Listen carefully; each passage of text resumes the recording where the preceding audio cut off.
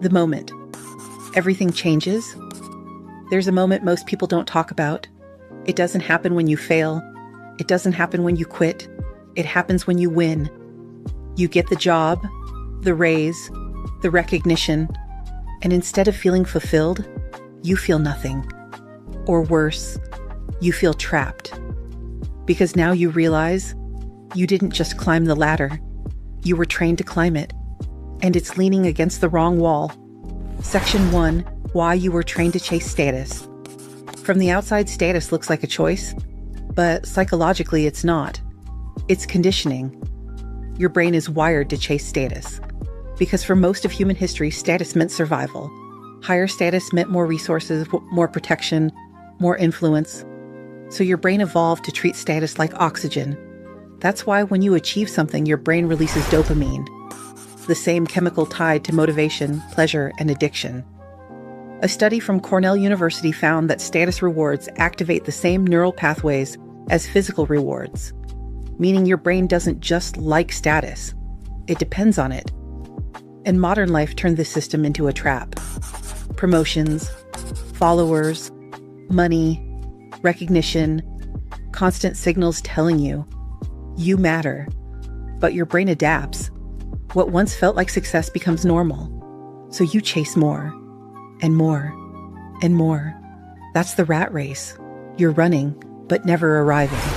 Section 2, The Moment You Stop Playing the Game. At some point, for some people, the system stops working. Not instantly, but gradually, until one moment makes everything clear. Not that you failed, but that you don't want to play anymore. Case study number 1, the executive burnout, a 38-year-old executive. Everything looked perfect. 6-figure income, leadership role, respect. But behind the scenes, he was exhausted. Sleeping 4 to 5 hours, constant pressure, always on. Then one day, he gets the promotion he's been chasing. That night, he sits alone, staring at his phone, and instead of excitement, he feels anxiety. Not, I made it, but I can't keep playing this game. This is reward dissonance, when what's supposed to feel good doesn't anymore. Section 3, When You Start Ignoring Status. This moment isn't weakness, it's awareness. Your brain starts asking a new question. Is this worth it? Research from the London School of Economics found that people who step away from high-status careers show reduced activation in reward centers. Their brain literally responds differently. Instead, new rewards begin to matter more. Time, freedom, peace of mind. It's not that they lost ambition. They stopped chasing approval and started choosing control. Case study number 2, The Silent Exit. A woman in her early 40s worked in finance for nearly 20 years. High income, fast pace, constant pressure. But over time, she noticed something. Her happiest moments weren't tied to work. They were quiet mornings, time with family, unscheduled days. So she made a decision not to quit, but to step out. Lower pay, flexible hours, less prestige. From the outside, it looked like a downgrade, but internally, everything improved. Better sleep, less stress, deeper relationships, and most importantly, she stopped needing status to feel successful. Section 4, The Trait That Lets You Exit. So why do some people reach this point and others don't? It comes down to one key trait: the ability to value your future over approval. Most people are wired for immediate rewards. Today matters more than tomorrow. That's why people overwork, overspend, overcommit. But some people develop something different. They can see where the path leads. A study in the Journal of Positive Psychology found that people who vividly imagine their future self make better long-term decisions, even when it costs them in the present. That's not weakness. That's clarity. Case study number 3, The Health Wake-Up Call, a 45-year-old entrepreneur built everything from nothing, long hours, stress, constant pressure, until one day, a diagnosis, hypertension. The doctor says, if nothing changes, this gets worse. And for the first time, he sees the cost clearly, not as success, but as decline. So he changes everything, cuts back, delegates, redefines success. Not because he lost ambition, but because he refused to trade his life for status. Section 5, the cost of exiting the rat race. When you stop chasing status, you lose more than you expect.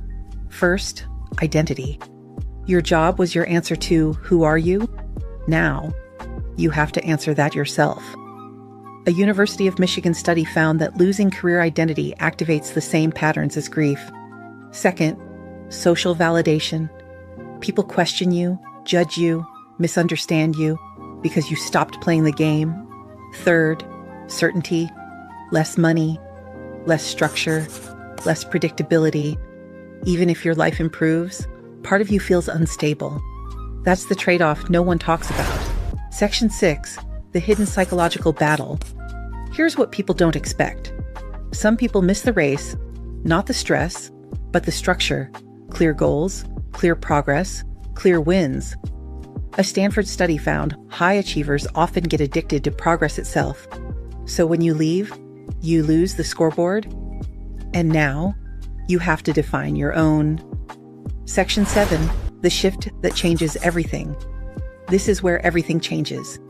You stop asking, what do others think? And start asking, what do I actually want? Self-determination theory shows that people who prioritize autonomy, meaning and control, experience higher long-term well-being.